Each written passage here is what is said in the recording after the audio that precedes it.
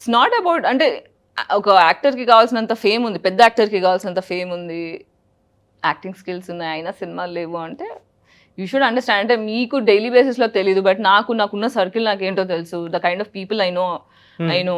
So ఇవన్నీ పెట్టుకొని కూడా ఎందుకు సినిమాలు లేవు అంటే it is what it is. And I also అంటే ఇప్పుడు నన్ను బయట బ్యాన్ చేసినా, ఎంత హేట్ చేసినా, I also have strong support. సీక్రెట్గా నాకు ఇన్ఫర్మేషన్ ఇచ్చే వాళ్ళు కూడా చాలా మంది ఉన్నారు.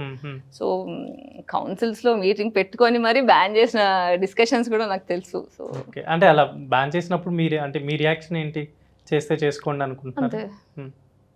ఎందుకనంటే మీరు ఎలాగో నిజాలే మాట్లాడుతున్నారు కాబట్టి ఇప్పుడు మీ వల్ల ప్రాబ్లం ఎందుకు వచ్చి ఉండొచ్చు అనుకుంటున్నారు?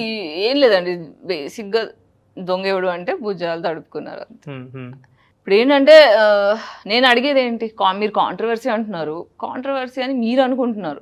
నాకు అన్యాయం జరిగింది, నాకు జస్టిస్ కావాలి, అమ్మాయిలని ఇబ్బంది పెట్టకుండా సేఫ్గా సినిమాలు ఇవ్వచ్చు కదా అనే మాట తప్ప నేను ఇంకేం మాట్లాడాను. అంతకన్నా కాంట్రవర్సీ ఏముంది? ఏదొచ్చినా నా లొల్లంతా కూడా డోంట్ ఎక్స్ప్లాయిట్ ఉమెన్. నాకు సినిమా చేయాలి అంటే యాక్టింగ్ స్కిల్స్ చూడండి, స్క్రీన్ ప్రెజెన్స్ చూడండి, నేను నీతో పడుకుంటా, పైసలు ఇస్తా, అప్పుడే ఆపర్చునిటీ ఇస్తా అనేది it's not a fair deal. నేను దాని గురించి మాట్లాడుతున్నా. అది రీసెంట్గా ఏమన్నా వాటి గురించి ఏమన్నా విన్నారా? అంటే మళ్ళీ వెరీ రీసెంట్ అవన్నీ ఎప్పుడు జరుగుతూనే ఉంటాయి. రీసెంట్గా ఫస్ట్లో కొత్తలో కాదు, అవి ఎప్పుడు జరుగుతూనే ఉంటాయి.